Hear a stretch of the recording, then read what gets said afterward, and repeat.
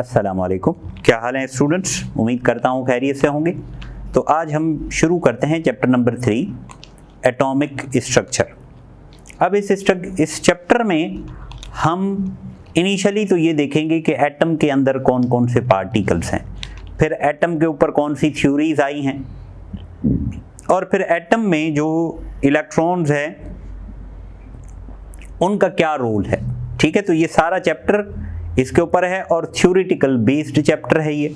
ठीक है, तो कॉन्सेप्चुअल बातें होंगी इसमें ज़्यादातर, तो आप उनको समझने की कोशिश कीजिएगा। तो हम देते हैं हेडिंग अपनी चैप्टर 3।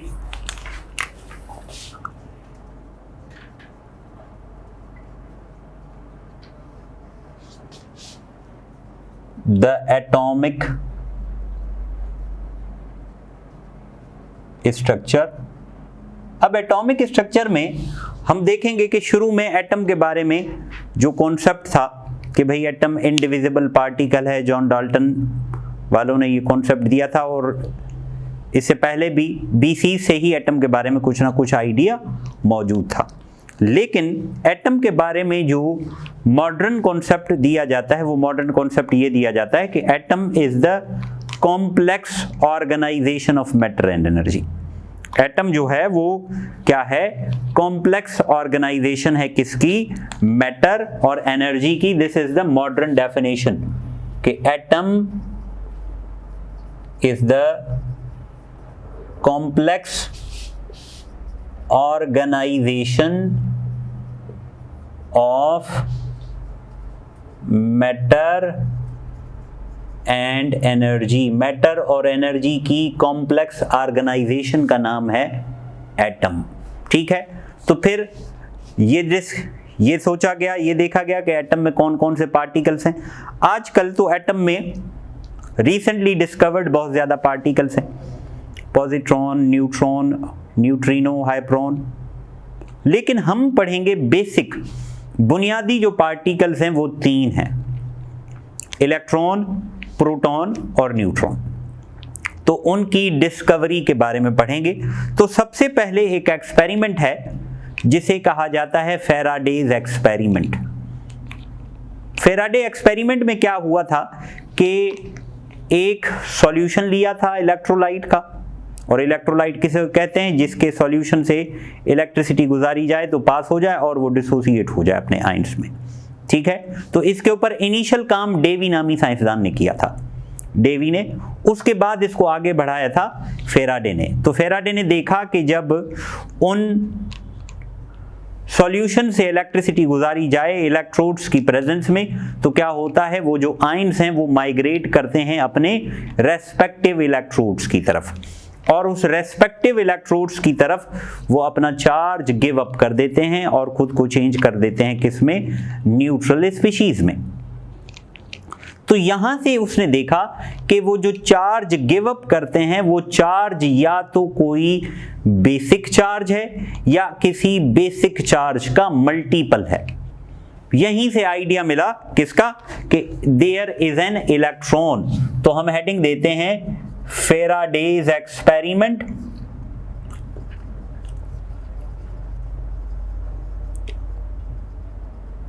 फैराडेज एक्सपेरिमेंट क्या है, ये है passage of electricity through solutions. Passage of electricity through solution. और ये हमें किसके बारे में आइडिया देता है, it gives about clue of electron. Electron के बारे में ये क्लू देता है।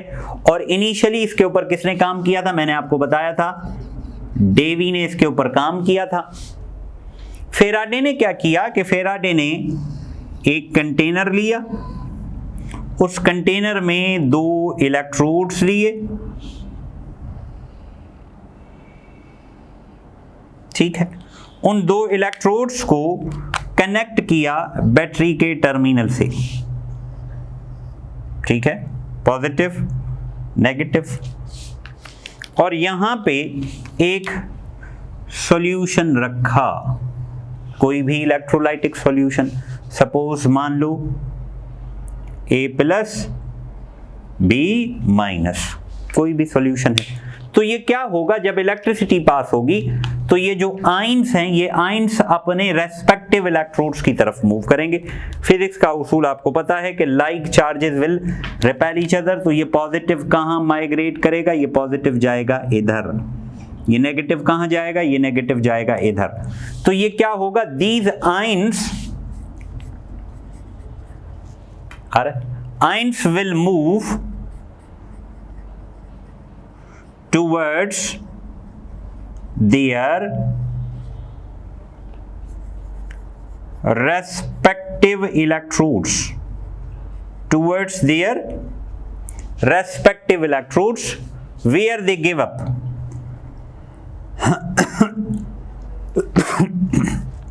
where they give up their charges, जहां पे वो अपने चार्जेस क्या कर देंगे, गिव अप कर देंगे। नोट करें आप इसको,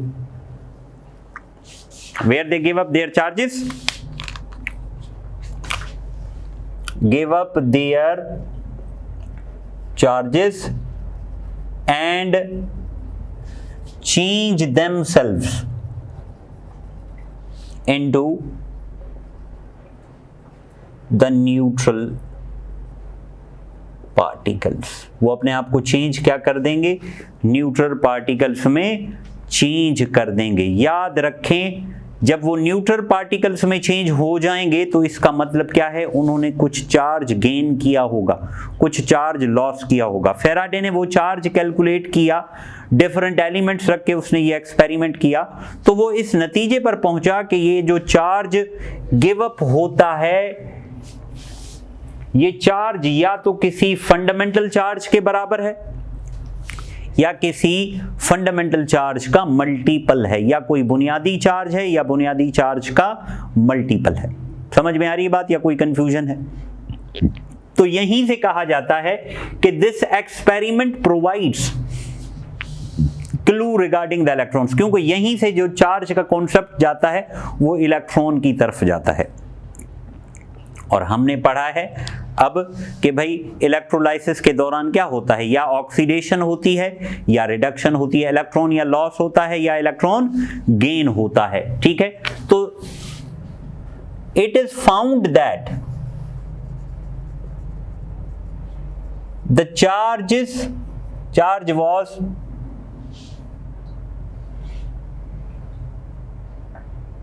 आइदर fundamental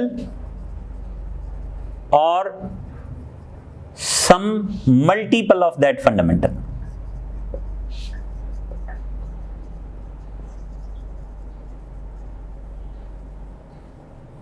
ठीक है, और आगे चलकर ये जो चार्ज पता चला तो इस चार्ज को नाम दिया स्टोनी ने एज अ इलेक्ट्रॉन। तो हम इसीलिए कहते हैं कि स्टोनी नेम्ड इलेक्ट्रॉन। जब पता चल गया कि इलेक्ट्रॉन है तो अब इलेक्ट्रॉन को ढूंढने की कोशिश की गई। ठीक है, जब पता चला कि इलेक्ट्रॉन है तो ये पता लगाने की कोशिश की गई कि आखिर इलेक्ट्रॉन कहां है, कैसे है। तो अब हम बढ़ते हैं डिस्कवरी ऑफ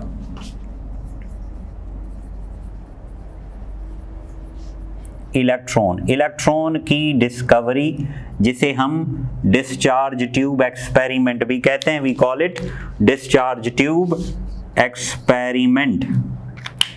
अब डिस्चार्ज ट्यूब एक्सपेरिमेंट में सबसे पहले जो काम किया था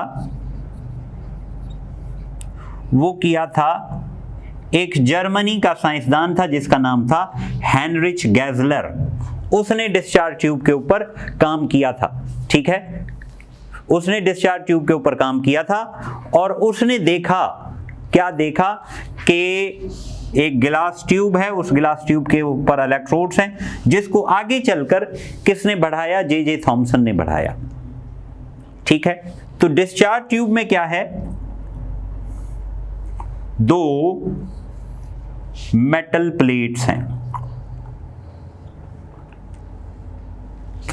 जिन्हें कहा जाता है इलेक्ट्रोड्स, और उन इलेक्ट्रोड्स को क्लोज किया गया है एक एवैक्यूएटेड ग्लास ट्यूब में और उसके साथ एक लगाया गया है vacuum pump,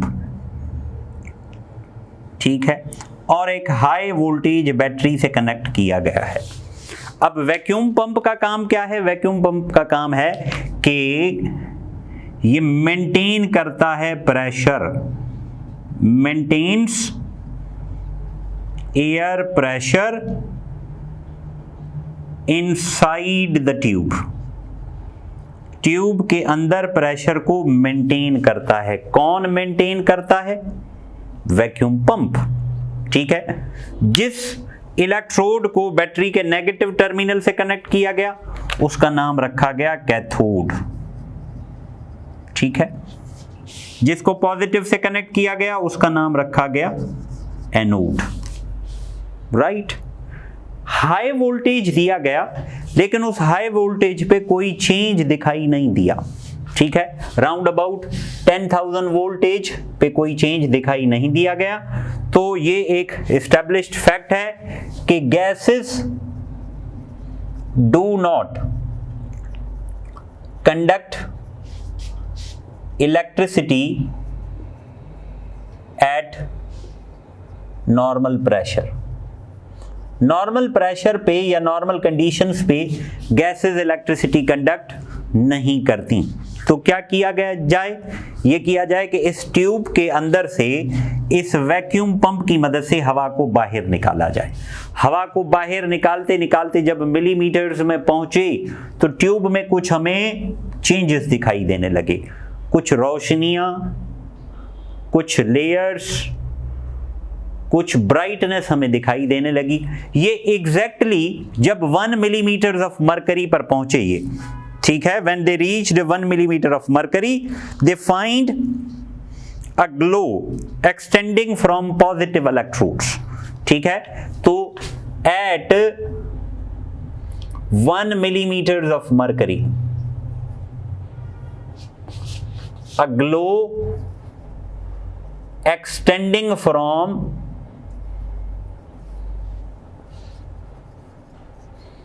positive electrodes, positive electrodes, और इसको नाम दिया गया एनोड कॉलम का, ठीक है, 1 मिलीमीटर पे। जब ये प्रेशर और कम किया गया और कम किया गया और कम होते होते ये कहां पहुंचा? 0.001 मिलीमीटर ऑफ मरकरी। याद रखो ये एज इट इज फिगर आई हुई है क्वेश्चंस में, ठीक है, कि कितने प्रेशर पे रेज निकली। तो rays were moving from cathode to anode. Rays निकल रही थी जो कहां से कहां जा रही थी? कैथोड से जा रही थी कहां? एनोड की तरफ। तो नाम रखा गया, नेम्ड एज कैथोड रेज, उसे कहा गया कैथोड रेज, ठीक है। तो मीन्स ये रेज कहां से निकली? ये रेज निकली यहां से। They were emerging from cathode moving towards anode, so they named it as cathode rays. इसको नाम दिया गया किसका? कैथोड रेज का, ठीक है। समझ गए बात को?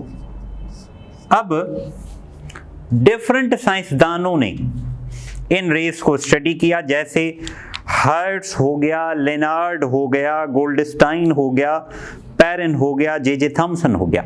ये डिफरेंट जो साइंसदान थे इन्होंने इसकी प्रॉपर्टीज स्टडी की और एक पेपर पब्लिश किया जिसमें इसकी प्रॉपर्टीज मौजूद थी।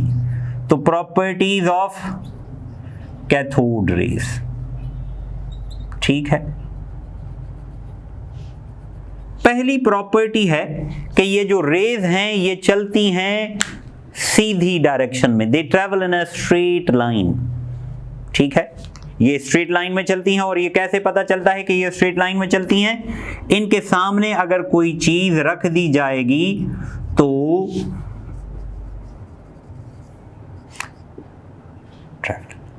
तो ये उसका इमेज बना देंगे एग्जैक्टली उसके पीछे, travel in a straight line. ठीक है, और क्या था, देखें ये कैथोड है ऐसे एंड ये ऐसे हैं, तो means they are emerging normally from cathode.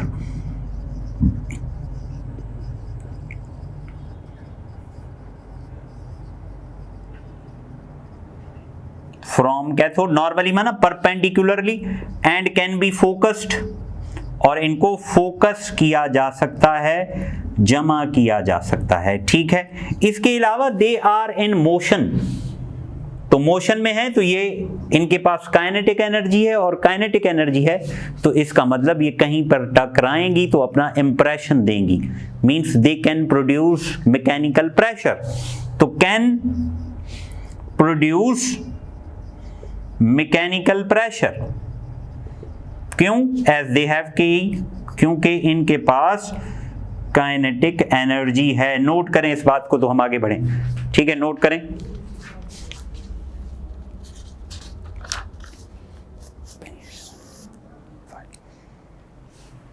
ठीक है, और क्या है, ये स्मॉल थिकनेस ऑफ मैटर से पास हो सकती हैं, जैसे एल्यूमिनियम हो गया, गोल्ड हो गया, तो they can pass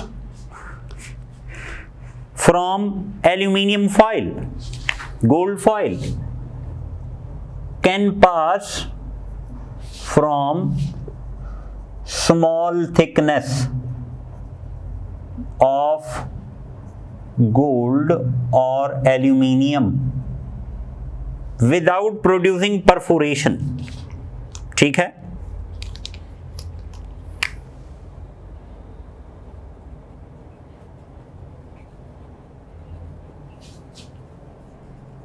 perforation produce करने के बगैर ये पास हो जाती। ठीक है, समझ में आ रही है बात या इसमें कोई कंफ्यूजन है? इसके अलावा जब इन रेज को इलेक्ट्रिक फील्ड से गुजारा गया या मैग्नेटिक फील्ड से गुजारा गया तो इन्होंने क्या शो की? डिफ्लेक्शन शो की। तो शोज डिफ्लेक्शन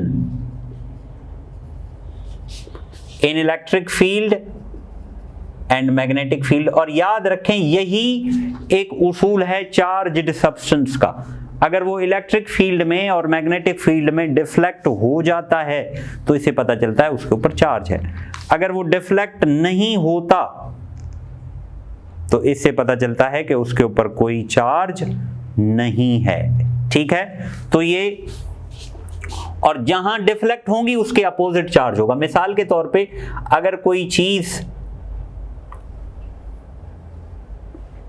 ये नेगेटिव प्लेट है, ये पॉजिटिव प्लेट है। ठीक है, यहां से हमने कोई चीज गुजारी। ठीक है, अगर कोई चीज इधर गई, एक चीज इधर गई, एक चीज स्ट्रेट गई, जो नेगेटिव की तरफ गई है इसका मतलब इसके ऊपर कौन सा चार्ज है? इसके ऊपर पॉजिटिव चार्ज है। जो पॉजिटिव की तरफ गई है इसके ऊपर कौन सा चार्ज है? नेगेटिव चार्ज है। जो कहीं नहीं गई इसका मतलब इट इज न्यूट्रल। तो it is the deflection in electric field और मैग्नेटिक फील्ड दैट इंडिकेट्स, जो जाहिर करता है कि इसके ऊपर चार्ज है। समझ में आ रही है बात या कोई कंफ्यूजन है? तो हम देखते हैं कि दे shows deflected in electric and magnetic field, और ये डिफ्लेक्ट कहां हुई? Deflected towards positive plate which shows it is negative, जिससे पता चला कि इसके ऊपर कौन सी चार्ज है? नेगेटिव चार्ज है। फिर क्या किया गया कि मटेरियल चेंज करके एक्सपेरिमेंट किया गया। मटेरियल चेंज करके एक्सपेरिमेंट किया गया तो रिजल्ट क्या निकला? रिजल्ट सेम निकला, रिजल्ट वॉज सेम। तो इसका मतलब क्या है कि these raise were independent of the material. ये रेज क्या है? इंडिपेंडेंट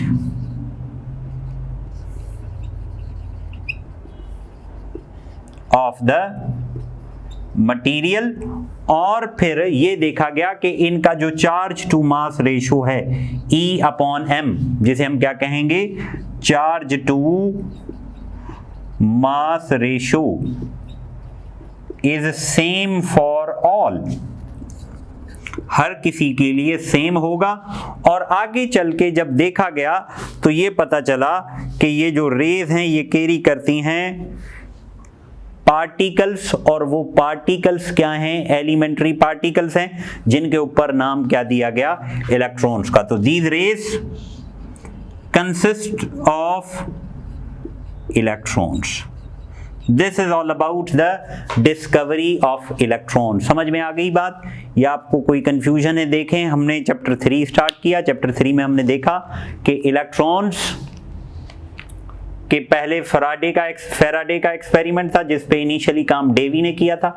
फिर आगे फैराडे ने बढ़ाया और फैराडे ने नोटिस किया कि इलेक्ट्रोलाइसिस के दौरान कुछ फंडामेंटल चार्जेस हैं जिनकी ट्रांसफॉर्मेशन होती है। तो यहाँ से पता चला कि इलेक्ट्रॉन्स हैं। फिर डिस्कवरी ऑफ इलेक्ट्रॉन्स, ये ट्यूब बनाई थी जर्मन इंस्ट्रूमेंट मेकर हेनरिच गेजलर। फिर उसके ऊपर क्रूक्स ने आगे काम बढ़ाया, ठीक है, क्रूक्स ने बढ़ाया, फिर जे थॉमसन ने बढ़ाया। इस वजह से इसे क्रूक्स ट्यूब एक्सपेरिमेंट भी कहते हैं। इसका एक और नाम नोट कर लें, crooks tube experiment. Tube experiment, ठीक है, क्रूक्स ट्यूब एक्सपेरिमेंट, राइट? समझ गए बात को, या इसमें कोई कंफ्यूजन है?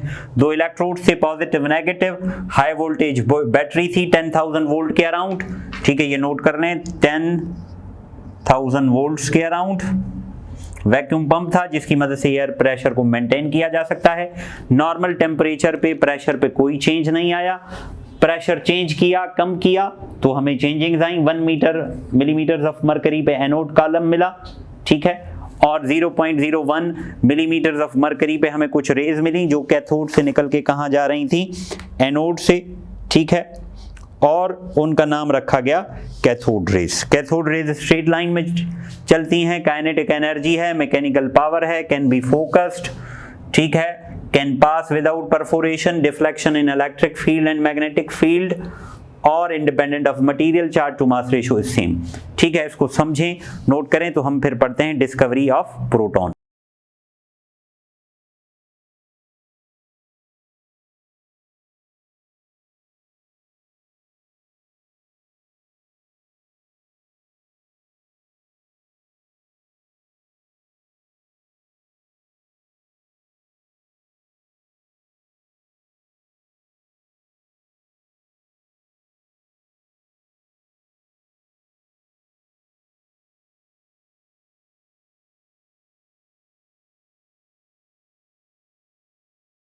तो हमने डिस्कवरी ऑफ इलेक्ट्रॉन देखा, अब हम देखते हैं discovery of proton.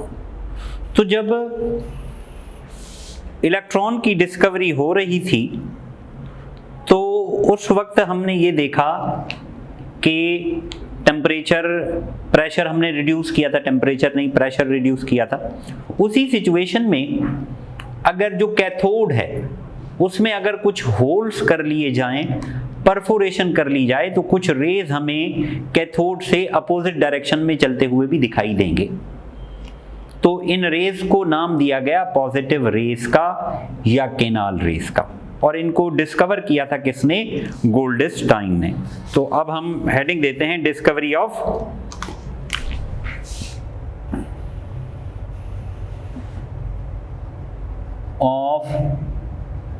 Protons.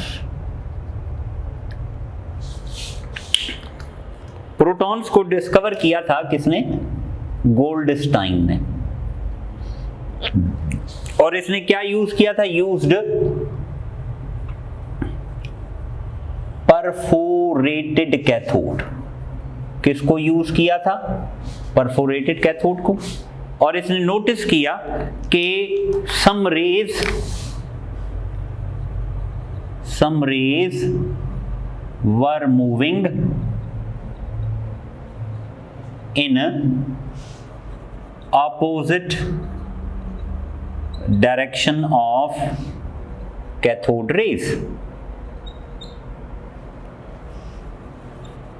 He named it as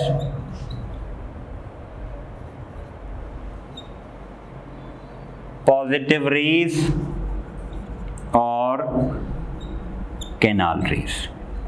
इसने इसको नाम दिया पॉजिटिव रेज या कैनाल रेज का। अब देखें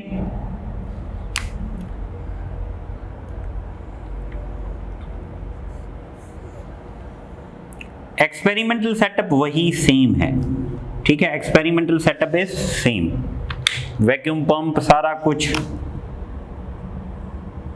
ठीक है। फर्क सिर्फ इतना है कि जो कैथोड था उस कैथोड में होल्स थे, परफोरेशंस थे। तो यहां से तो ये कैथोड जा रहे थे,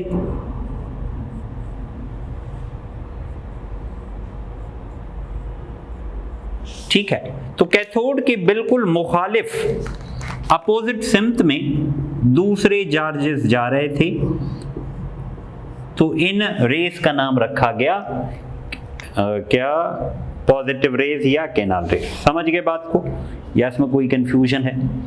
ठीक है। अब सवाल ये पैदा होता है कि how positive rays are produced. बड़ा अहम सवाल है कि पॉजिटिव रेस प्रोड्यूस कैसे हुई। तो देखें, यहां से हमारे पास गैस मटेरियल था जो इस ट्यूब के अंदर फिल था, ठीक है। तो इसको मैं यहां बनाता हूं कि भाई ये एटम है, ये मटेरियल है,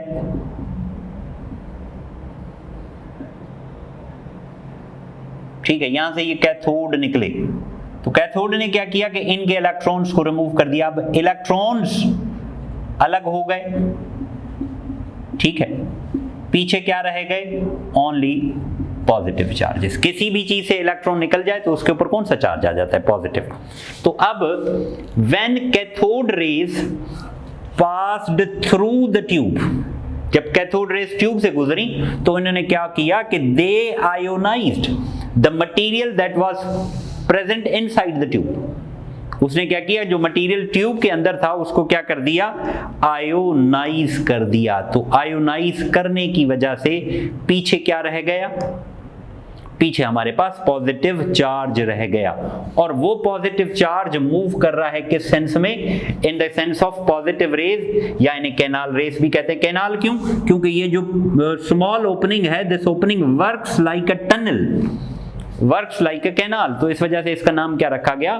कैनाल रेस। तो हम ये कह सकते हैं कि हमारे पास जो मटेरियल था, उस मटेरियल पे जब कैथोड रेस टकराए तो मटेरियल हो गया plus charged,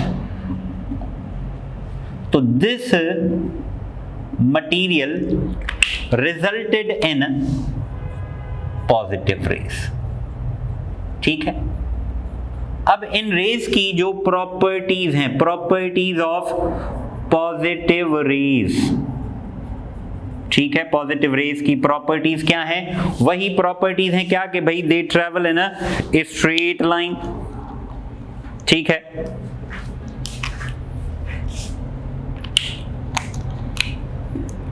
travel in a straight line, straight line में ट्रेवल करती हैं, ठीक है। Produces flashes on zinc sulphide screen, zinc sulphide screen पे लगेगी तो ये क्या प्रोड्यूस करेंगी?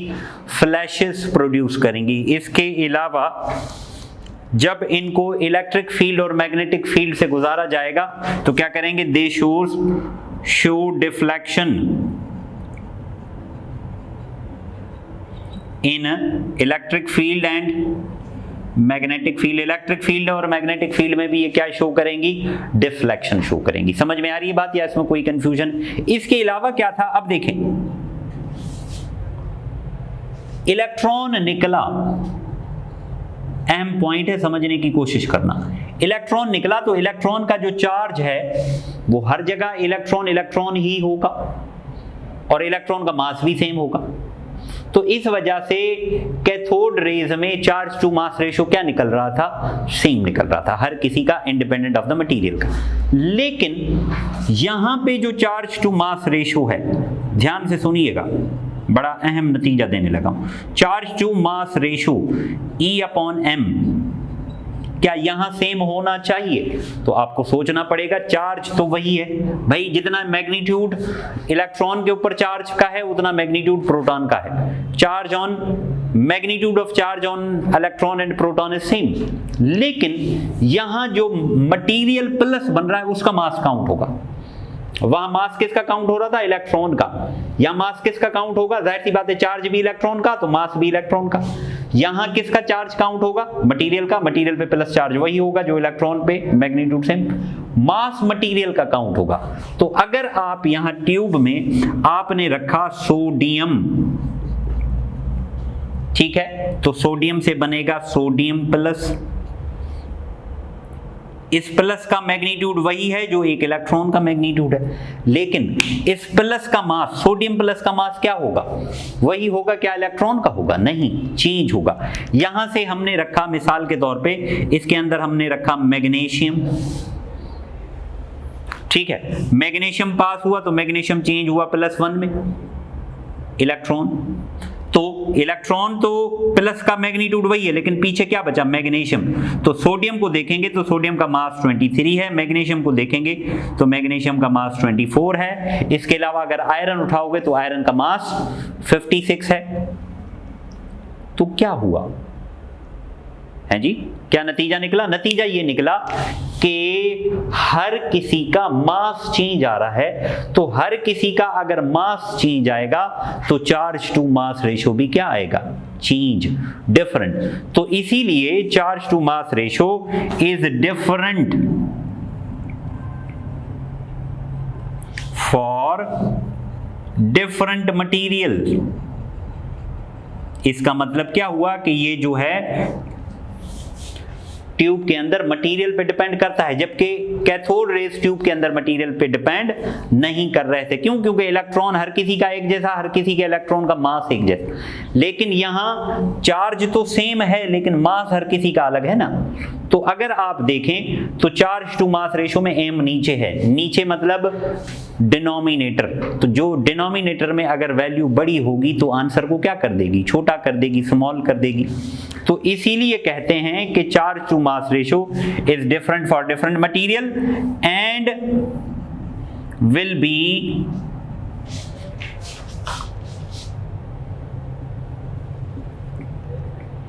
be highest for those having lowest mass, और हाईएस्ट उसके लिए होगा जिसका मास कम हो। तो सबसे कम मास किसका है? नोट करें इसको, सबसे कम मास किसका है पीरियोडिक टेबल में? इफ यू रिमेंबर कि लोवेस्ट मास किसका है पीरियोडिक टेबल में? लोवेस्ट मास किसका कहलाता है? तो लोवेस्ट मास कहलाता है हाइड्रोजन का। तो इसका मतलब चार्ज टू मास रेशो सबसे ज्यादा किसका निकलेगा? हाइड्रोजन का। समझ में आ रही बात या नहीं? क्यों? क्योंकि हाइड्रोजन का मास सबसे कम है। तो अगर चार्ज टू मास रेशो निकाला गया तो charge to mass ratio E/m for positive rays is maximum for hydrogen. और अगर हाइड्रोजन को गौर करके देखा गया तो हाइड्रोजन में पॉजिटिव सिर्फ एक ही है। कौन है वो पॉजिटिव? वो पॉजिटिव है प्रोटॉन। तो यहीं से कॉन्सेप्ट आया कि प्रोटॉन का मतलब है फर्स्ट। क्यों? क्योंकि चार्ज टू मास रेशो में सबसे हाईएस्ट नंबर पे कौन आया? हाइड्रोजन आया। तो means charge to mass ratio के हिसाब से फर्स्ट पोजीशन किसकी है? हाइड्रोजन की। और हाइड्रोजन के अंदर देखोगे तो क्या मिलता है? सिर्फ एक प्रोटॉन। और प्रोटॉन का मतलब फर्स्ट वहीं से निकला, ठीक है। और ये जो प्रोटॉन है ये इलेक्ट्रॉन से हेवियर है। कितना हेवियर है? 1836 टाइम्स, ठीक है। Note, proton is 1836 times heavier than electron, ठीक है। यहां तक बात अच्छी हो गई भाई। एटम के अंदर इलेक्ट्रॉन भी निकल गया, एटम के अंदर प्रोटॉन भी निकल गया। ये सारे तजुर्बे हुए हैं 1895 और 1896 के दरमियान। साइंसदान खुश हो गए कि भाई एटम इलेक्ट्रिकली न्यूट्रल है, और न्यूट्रल की जस्टिफिकेशन यहां से मिलती है कि इलेक्ट्रॉन के ऊपर नेगेटिव चार्ज, प्रोटॉन के ऊपर पॉजिटिव चार्ज। नोट कर लें आप इस पॉइंट को। तो फिर हम आगे डिस्कवरी ऑफ न्यूट्रॉन को देखते हैं, ठीक है। तो इलेक्ट्रॉन नेगेटिव, प्रोटॉन पॉजिटिव और एटम न्यूट्रल। तो यहां तक साइंसदान खुश हो गए कि भाई हमने डिस्कवर कर ली एटम के सारे पार्टिकल्स। आगे चलकर जब मास देखा गया तो मास वो नहीं निकला जो प्रोटॉन का होना चाहिए, प्रोटॉन का नहीं, जो एटम का होना चाहिए। एटम का मास ज्यादा निकल रहा था। लोग किससे मास निकाल रहे थे? इलेक्ट्रॉन और प्रोटॉन के मास को सम कर रहे थे। तो वो चाह रहे थे कि ये मास किसका बन जाए? ये मास बन जाए किसका? एटम का। लेकिन ऐसा नहीं, एटम का मास थोड़ा ज्यादा बन रहा था। तो ज्यादा बनने की वजह से शुरू में साइंसदान चुप थे, लेकिन जब आगे मास को चेक किया तो मास की वजह से साइंसदानों ने कहा कि एटम में कोई और भी पार्टिकल है और उस पार्टिकल का नाम न्यूट्रॉन है। तो डिस्कवरी ऑफ न्यूट्रॉन, न्यूट्रॉन को डिस्कवर किया था जेम्स चैडविक ने, ठीक है, डिस्कवर्ड बाय जेम्स चैडविक। और कब डिस्कवर किया था? 1932 में। देखें इतनी देर इस वजह से हुई क्योंकि साइंसदान रिलैक्स हो गए कि उन्होंने समझा कि एटम में कुछ और चीज है ही नहीं। और इसको नोबेल प्राइज मिला, awarded Nobel Prize in 1935। 1935 में उसको इसके ऊपर नोबेल प्राइज भी मिला, ठीक है। इसने कौन सी टेक्निक यूज की? इसने टेक्निक यूज की artificial radio activity, used artificial radio activity. Radio activity हम नेक्स्ट लेक्चर में पढ़ेंगे, ठीक है, समझ गए बात, आर्टिफिशियल रेडियो एक्टिविटी। और इसने क्या किया? इसने बम्बार्डमेंट करवाई। किसकी बम्बार्डमेंट करवाई? अल्फा रेस की। किसके ऊपर? बेरिलियम एटम के ऊपर। तो इसको दो चीजें मिली, एक कार्बन मिला, दूसरा एक ऐसा पार्टिकल मिला जिसके ऊपर कोई चार्ज नहीं था, तो उसको नाम दिया गया किसका? न्यूट्रॉन का। तो ही बम्बार्डेड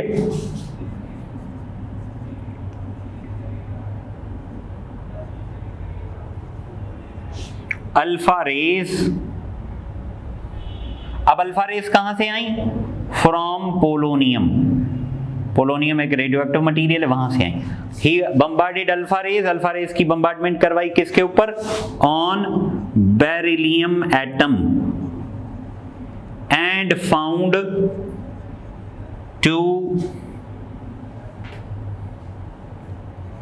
पार्टिकल्स। दो पार्टिकल्स मिले या दो सब्सटेंसेस मिली उसको, ठीक है।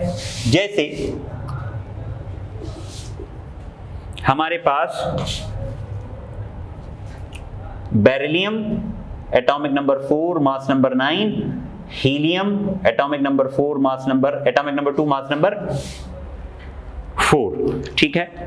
तो क्या मिला? हमें मिला कार्बन और साथ में मिला एक ऐसा पार्टिकल जिसके ऊपर कोई चार्ज नहीं। याद रखें ये वाली जो इक्वेशन हम, हाँ, इस पार्टिकल को कहेंगे हम neutron, because it is a neutral. ये क्या है? न्यूट्रल पार्टिकल है। मैं आपको बता रहा था कि ये जो इक्वेशन है, इस इक्वेशन को कहेंगे हम न्यूक्लियर इक्वेशन,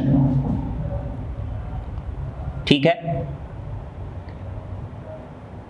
या न्यूक्लियर रिएक्शन को शो करती है ये इक्वेशन। जैसे अगर फिजिक्स केमिस्ट्री में हमने पढ़ा है कि भाई H2 + O2 H2O बैलेंस करके लिखते हैं हम, तो ये क्या है? ये केमिकल इक्वेशन है। ये कौन सी इक्वेशन है? Nuclear equation. न्यूक्लियर इक्वेशंस में कौन इन्वॉल्व होते हैं? न्यूक्लियॉन्स। केमिकल इक्वेशन में कौन इन्वॉल्व होते हैं? Valence electron. ये याद रखना, जैसे केमिकल इक्वेशन बैलेंस होती है वैसे न्यूक्लियर इक्वेशन भी बैलेंस होती है। किस सेंस में? In terms of their particles. यहां देखें आप, नीचे एटॉमिक नंबर है या चार्ज नंबर कितना है? 4 और 2 6। तो यहां भी चार्ज नंबर देखो 0 + 6 6 ही होना चाहिए। मास नंबर देखो यहां कितना है? 9 और 4 13। यहां कितना है? 12 और 1 13। तो by this way he discovered the neutron. इस तरीके से उसने न्यूट्रॉन को डिस्कवर किया। ये कुछ प्रॉपर्टीज हैं, जैसे इलेक्ट्रॉन का चार्ज कितना है? 4.803 × 10⁻⁻10 ESU। ESU क्या है? Electrostatic unit. या अगर कूलम्स में देखेंगे तो ये कितना होगा? 1.6 × 10⁻19 coulomb. E/m charge to mass ratio कितना होगा? 1.758 × 10⁸ कूलम पर ग्राम। मास इलेक्ट्रॉन का कितना है 9.11 इंटू 10⁻³ किलोग्राम या 0.000550 AMU। AMU क्या है? Atomic mass unit. प्रोटॉन का मास AMU में कितना है 1.008 AMU। अगर चार्ज प्रोटॉन पे आपसे पूछा जाए तो प्रोटॉन पे भी कितना चार्ज होगा? प्रोटॉन पे भी यही चार्ज होगा। कौन सा? 1.6 इंटू 10⁻⁻19 कूलम। आते हैं इलेक्ट्रॉन के और न्यूट्रॉन के ऊपर, तो न्यूट्रॉन पे नो चार्ज और मास लिखा हुआ है कितना 1.009 AMU। ठीक है, आई होप आपको समझ में आया होगा। हमने प्रोटॉन की भी डिस्कवरी देखी, इलेक्ट्रॉन की भी डिस्कवरी देखी और न्यूट्रॉन की भी डिस्कवरी देखी। इसके बाद हम कुछ इसके MCQs करते हैं। ठीक है, नोट करें इसको।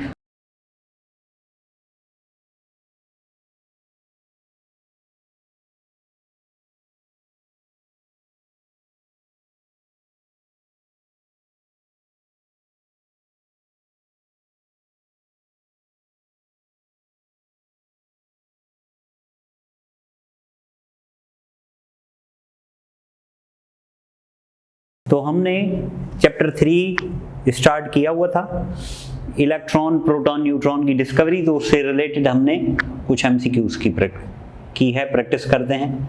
Number 1, to discover electron tube is fitted with. अब देखें डिस्चार्ज ट्यूब जो थी वो फिटेड थी किसके साथ? 2 इलेक्ट्रोड्स के साथ। तो इसका जवाब होगा A। नेक्स्ट देखें, to provide low pressure in the discharge tube we attach. Low pressure provide करने के लिए हम किससे अटैच करते हैं? Atomiser, vacuum pump, voltmeter या नन ऑफ दीज।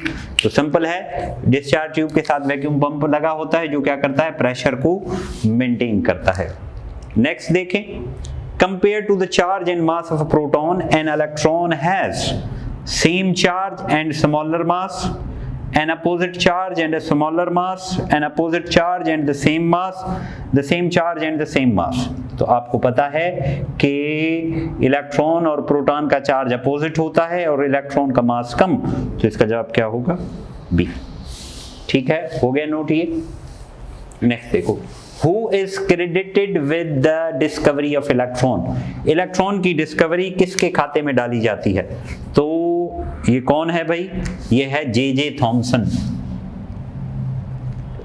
नेक्स्ट देखो, An atom differs from its ions in। Ions बने थे ना, मैंने आपको बताया था कि भाई जब प्रोटॉन की डिस्कवरी में इलेक्ट्रॉन्स पास होते हैं गैस से, तो वो गैस को क्या कर देते? आयोनाइज। तो an atom differ from its ions in nuclear charge, mass number या इलेक्ट्रॉन या न्यूट्रॉन्स। तो number of electrons. Next, Another name for positive rays। Positive rays का दूसरा नाम क्या है? Cathode rays, negative rays, canal rays या न्यूट्रल रेज। तो कैनाल रेज। नेक्स्ट देखो, which is true about neutron. Neutron के लिए कौन सी चीज ट्रू है? Neutron have a neutral charge with less weight than of proton. Neutral charge तो सही है लेकिन प्रोटॉन से वेट कम, ये बात सही नहीं है। Neutron have an electric charge, neutron के ऊपर इलेक्ट्रिक चार्ज है, ये बात गलत है। Neutron have a neutral charge with the same weight approximately as that of proton. हाँ, अप्रोक्सीमेटली वही है जो प्रोटॉन का है लेकिन कोई चार्ज नहीं है। Neutron is located out of the nucleus, ये तो बिल्कुल गलत है। ठीक है, नोट कर लें इसको। Next, E/m value for the positive rays is dash that of electron. Positive raise से ये जो E/m है वो इलेक्ट्रॉन से क्या है? बड़ा है, छोटा है? तो अब देखें, चार्ज इलेक्ट्रॉन और प्रोटॉन का सेम है, तो अब आएगी मास की बात। इलेक्ट्रॉन का मास कम है, प्रोटॉन का मास ज्यादा है, तो मास ज्यादा होगा, E/m क्या लिखने का? कम निकलेगा। तो ये जवाब होगा। Which of the following gives maximum E/m value for positive rays? ये मैंने दूसरे टेक्स्ट से उठाए हैं। तो मैक्सिमम वैल्यू कौन देगा? आपको पता है मैक्सिमम वैल्यू वो देगा जिसका मास कम हो। तो सबसे कम मास किसका है? आप खुद ही फैसला कर लें। हीलियम का मास 4 है। नेक्स्ट सवाल देखें, इसी आइडिया को मैंने चेंज तरीके से यूज किया। Which of the following gives minimum e upon value for the canal rays, canal rays के लिए मिनिमम वैल्यू कौन देगा? तो मिनिमम वैल्यू वो देगा जिसका मास ज्यादा हो। किसका मास ज्यादा है? नाइट्रोजन का। नेक्स्ट देखो, which of the following gives maximum E upon value for cathode rays, cathode rays के लिए मैक्सिमम वैल्यू कौन देगा? मैंने बताया हुआ है कि कैथोड रेस में चार्ज टू मास रेशो हर किसी का सेम है, तो इसका जवाब क्या होगा? ये। और एनो कैनाल रेस में डिफरेंट है, जिसका मास ज्यादा उसका चार्ज टू मास रेशो कम। नोट कर लें, आगे देखें। ये सवाल जो है 3-4 दफा आया हुआ है डिफरेंट ऑप्शंस में, डिफरेंट वैरायटीज में। तो identify the missing in the given equation. Helium है, फिर ब्लैंक है, फिर एरो, फिर कार्बन और न्यूट्रॉन। तो अब देखें यहाँ क्या होना चाहिए। यहाँ हमें ये रेडियो एक्टिविटी की लग रही है इक्वेशन। कौन सी radioactivity? Artificial radioactivity, और न्यूट्रॉन की डिस्कवरी है। तो देखें यहाँ क्या होना चाहिए, यहाँ होना चाहिए मास नंबर कितना है टोटल? 13, तो 4 है, बाकी कितना मास नंबर चाहिए? 9, तो 9 यहाँ पर है। और एटॉमिक नंबर कितना चाहिए? 6, 2 इधर है, बाकी कितना चाहिए? 4, तो इसका जवाब होगा ये।